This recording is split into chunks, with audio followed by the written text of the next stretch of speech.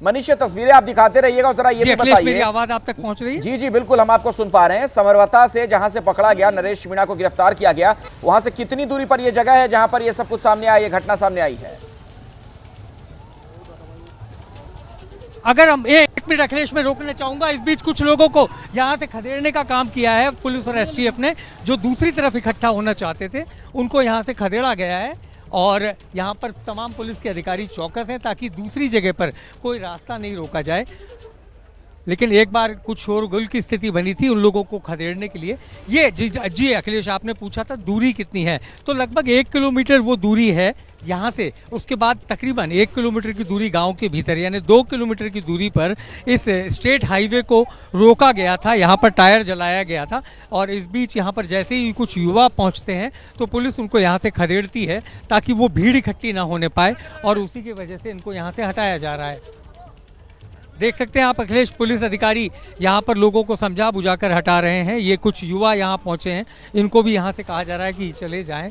तो ये लगातार जो है पुलिस अपनी ओर से पूरी कोशिश कर रही है। फिलहाल ये रास्ता बिल्कुल खाली करा दिया गया है और दूसरी तरफ वाहनों की कतार फिलहाल रोकी गई है। शायद सड़क पर जो इस तरह से टायर था जो जलाकर गर्म होने की वजह से वाहनों को फिलहाल एहतियातन यहाँ से जाने से रोका जा रहा है।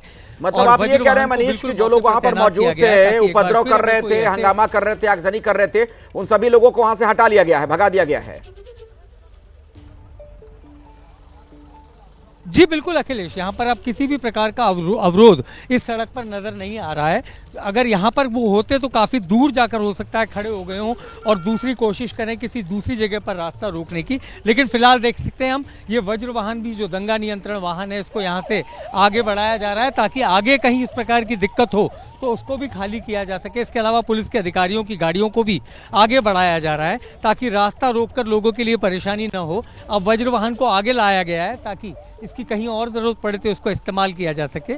फिलहाल सड़क पर एक बार फिर ट्रैफिक चलाने की तैयारी है, लेकिन ट्रैफिक सामान्य रूप से तो नहीं चल पा रहा, लेकिन दंगा वाहन और तमाम पुलिसकर्मी और एसटीएफ के लोग यहाँ मौजूद हैं और ऐसी किसी भी स्थिति से निपटने के लिए कि कहीं फिर कोई रास्ते को न रोका जाए पूरी तरह से मुस्तैद भी हैं।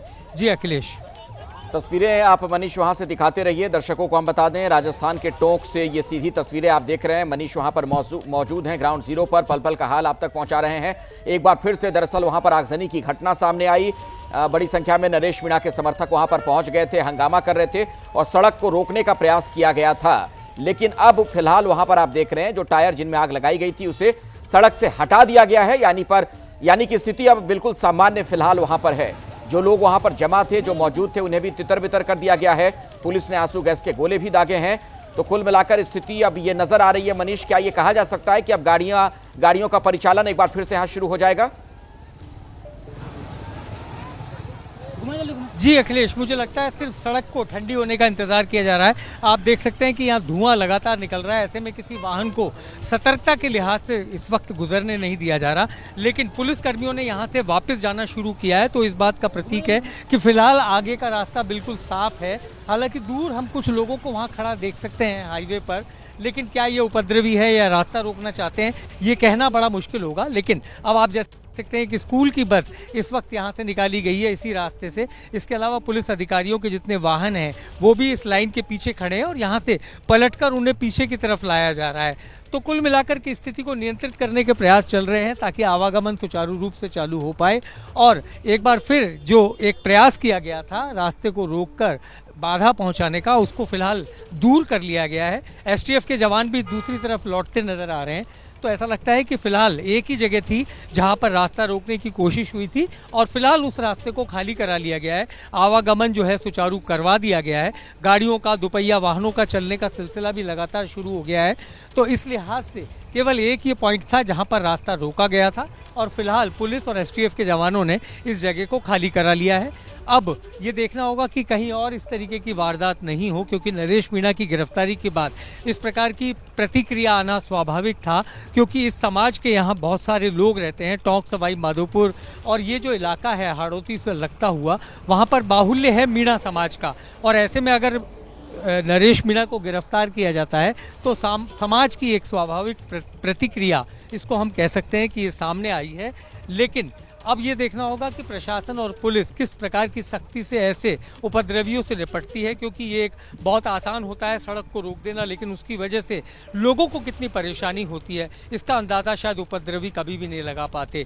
और गांव में भी जहां से नरेश मीणा को गिरफ्तार किया गया, जब हम वहां पहुंचे तो वहां भी लोगों का जमावड़ा होना शुरू हो गया। वहां के बुजुर्गों ने हमें भी यही राय दी कि आप फिलहाल यहाँ से चले जाएं, क्योंकि माहौल बिगड़ सकता है, गिरफ्तारी के बाद लोगों का गुस्सा फूट सकता है, और उसी के चलते लोगों को वहाँ से जगह खाली करने के लिए कहा गया। अब फिलहाल पुलिस की ये तमाम गाड़ियाँ भी यहाँ से पलट रही हैं अखिलेश। आप अगर मेरे कैमरा सहयोगी दिखाएं तो यहाँ से ये पुलिस की गाड़ियाँ वापस गाँव की तरफ जानी शुरू हुई हैं। इसके अलावा वज्र वाहन और राजस्थान पुलिस की जो दूसरी गाड़ियाँ हैं उनको भी मौके से हटाया जा रहा है। तो कुल मिलाकर इस जगह जो यहाँ पर रास्ता बंद किया गया था उसे खाली करा लिया गया है, लेकिन फिर भी मेरे बाईं तरफ यानी जहाँ के दृश्य आप देख रहे हैं ठीक उसके पीछे कुछ लोग मुझे अभी भी वहाँ खड़े दिखाई दे रहे हैं। क्या वो सामान्य राहगीर हैं या वो रास्ता रोकने की मंशा रखते हैं, ये अभी स्पष्ट नहीं कह सकते, लेकिन ये जरूर है कि फिलहाल जिस जगह पर रास्ता बंद किया गया था उसे खोल दिया गया है। लेकिन बावजूद उसके कुछ लोगों का जो हुजूम है हम हाईवे के दूसरी तरफ देख सकते हैं, जहां से मैं अब आपको दिखाने का प्रयास करूंगा कि आप देखेंगे अगर तो वहां पे काफ़ी संख्या में लोग अपनी दुपहिया वाहन लेकर खड़े हैं। क्या वो तमाशबीन है या वास्तव में वो भी इसी तरीके से कोई रास्ता रोकना चाहते हैं, अपना गुस्सा जाहिर करना चाहते हैं, ये थोड़ी देर में स्पष्ट हो जाएगा। लेकिन फिलहाल ये पॉइंट बिल्कुल क्लियर है, वाहनों को यहाँ से मोड़ा जा रहा है और पुलिस ने समय रहते तत्परता से इस पूरे रास्ते को खाली करा लिया। दूर ये लोगों की संख्या जिस तरीके से बढ़ रही है तो बहुत संभावना इस बात की भी हो सकती है कि वहाँ पर भी कोई विरोध प्रदर्शन की तैयारी हो, लेकिन फिलहाल तो ऐसा लग नहीं रहा, क्योंकि कुछ लोग हैं जिनकी संख्या बहुत ज़्यादा नहीं है, लेकिन अगर ये संख्या बढ़ती है तो फिर पुलिस और प्रशासन के लिए एक चुनौती हो सकती है। जी अखिलेश, तस्वीरें आगे भी वहां से हम दिखाते रहेंगे मनीष आपके माध्यम से। और ये देखिए थोड़ी देर पहले की तस्वीर है जिसमें आप देख रहे हैं टायरों में आग लगा दी गई थी। हालांकि अब ये आग शांत हो गई है, आग बुझा दी गई है, स्थिति सामान्य है। वहां से जो उपद्रवी थे उन्हें हटा दिया गया है, पीछे धकेल दिया गया है और अब वहां पर यातायात भी शुरू की जा सके इस तैयारी में है प्रशासन। ये देख रहे हैं आपके सामने अलग अलग जो 3 तस्वीरें हैं। फिलहाल ये तस्वीर जब अब से थोड़ी देर पहले वहां पर आगजनी की घटना सामने आई थी। नरेश मीणा जिसे पुलिस ने आखिरकार गिरफ्तार कर लिया, उसके गांव समरवता पहुंचकर पकड़ा गया नरेश मीणा को, उसे पुलिस अपने साथ ले गई है अब से लगभग घंटे भर पहले। लेकिन आप देखिए अभी भी जो लोग हैं वहां पर उस इलाके में आक्रोशित हैं, गुस्से में हैं, और इस समाज के लोग खास तौर पर। और ऐसे में उन्होंने सड़क रोकने का प्रयास किया था। 3 तस्वीरें आप देख सकते हैं। सड़क पर ये गाड़ियों के टायर रख दिए गए थे, उसमें आग लगा दी गई थी, लेकिन पुलिस और प्रशासन के लोग मुस्तैद नजर आए। फौरन पहले तो लोगों को हटाया गया, आंसू गैस के गोले भी दागे गए, थोड़ी सख्ती बरती गई और उसके बाद जो टायर जिनमें आग लगाई गई थी, आग बुझा दी गई है, उसे रास्ते से हटा दिया गया है। और प्रशासन अब प्रयास कर रहा है कि वहां से गाड़ियों का परिचालन एक बार फिर से शुरू हो जाए, क्योंकि जो आम राहगीर हैं, जो आम लोग हैं, उन्हें इसकी वजह से बहुत दिक्कत होती है। आप देख रहे थे तस्वीरों में एक स्कूल बस भी आपको नजर आ रही थी जो वहां पर खड़ी थी। तो ये 3 अलग अलग तस्वीरें। अभी भी इस पूरे इलाके में तनाव व्याप्त है। एसडीएम को जो थप्पड़ मारा गया था उसके बाद से ही बवाल जारी है, तनाव की स्थिति बनी हुई है। मनीष, ऐसा लग रहा है कि अभी भी मामला शांत नहीं हुआ है, जिस तरीके से रह रहकर लोगों का गुस्सा फूट रहा है।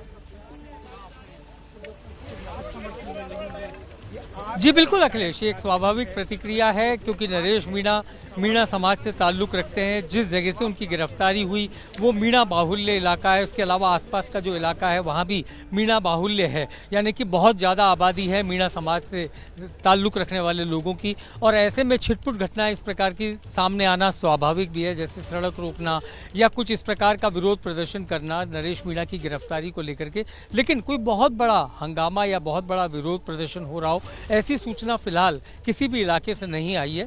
ये सड़क को रोकने की एक घटना थी जिसको पुलिस ने चालू कराया, और आप देख भी सकते हैं कि अब ये सड़क बिल्कुल स्पष्ट रूप से खाली नज़र आ रही है। लेकिन अगर ऐसी ही कोई घटना इसी सड़क पर या इसके आसपास कहीं होती है तो फिर एक बार पुलिस और प्रशासन को लगना होगा, ताकि आम जनता को किसी प्रकार की परेशानी नहीं हो, क्योंकि ये बहुत ही मुख्य सड़क है जो मुख्य रूप से टोंक को सवाई माधोपुर से जोड़ती है और उसके बाद हाड़ौती का पूरा इलाका इसी सड़क से कनेक्टेड है। तो ऐसे में ये मुख्य सड़क है जिसको रोका जाना प्रशासन गवारा नहीं कर सकता, और इसीलिए प्रशासन फौरन हरकत में आया और उपद्रवियों को तत्परता से खदेड़ा गया। जलते हुए टायर्स को यहाँ से हटाया गया, ट्रैफिक को चलाया गया, और इसके बाद पुलिस जो है वो दूसरे पॉइंट की तरफ मूव कर गई ताकि इस प्रकार की दूसरी घटना किसी और रास्ते में न हो। लेकिन सबसे बड़ा सवाल कि ये जो लोगों की भीड़ है, अभी कुछ देर में साफ हो पाएगा कि ये क्या उपद्रवी हैं या तमाशबीन है जो इस प्रकार की घटनाओं को देखने के लिए इकट्ठा हो जाते हैं।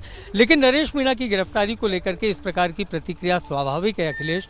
और नरेश मीणा ही नहीं, अगर राजस्थान की कोई भी मार्शल कौम, जिसमें हम जाट समुदाय को, गुर्जर समुदाय को, मीणा समुदाय को शामिल करें, उनमें इस प्रकार का एका देखने को मिलता है कि उनके नेता के खिलाफ अगर कोई भी कार्रवाई होती है तो समाज सड़कों पर उतरता है। इसका प्रमाण है गुर्जर आंदोलन का इतिहास। जब साल 2007 से शुरू हुआ था और कर्नल किरोड़ी बैंसला और तमाम लोग जब सड़कों पर बैठे तो पूरा गुर्जर समाज एकजुट हो गया अपनी आरक्षण के मुद्दे को लेकर। कुछ इसी तरीके से जाट समुदाय की भी हमको देखने को मिली। तो ये मार्शल कौम इसीलिए कही जाती है कि इनका एक दबदबा है, आबादी में इनका बहुत बड़ा हिस्सा है और अपने इलाकों में ये बहुत ताकतवर माने जाते हैं। ठीक इसी तरीके से मीणाओं का इलाका जो है वो सवाई माधोपुर है, टोंक है, कोटा है, बारा, झालावाड़, जैसा मैंने जिक्र किया, इसके अलावा दौसा, करौली। तो ये पूरी बेल्ट जो है, इनमें अलग अलग पॉकेट्स में मीणाओं के घर मिलते हैं, मीणाओं की ढाणियाँ मिलती हैं। तो टोंक का ये इलाका जो मीणा बाहुल्य है, खासतौर पर उनियारा, देवली, और उसी के चलते नरेश मीणा ने अपना राजनीतिक भविष्य इसी इलाके से चमकाने का प्रयास भी किया।